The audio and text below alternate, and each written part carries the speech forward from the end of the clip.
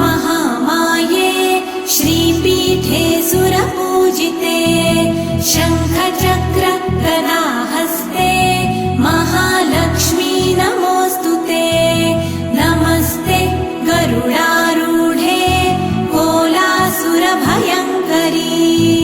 सर्वपाप हरे देवी महालक्ष्मी नमोऽस्तुते महादेव्यै च विद्महे विष्णुपत्न्यै च धीमहि तन्नो लक्ष्मी प्रचोदयात्।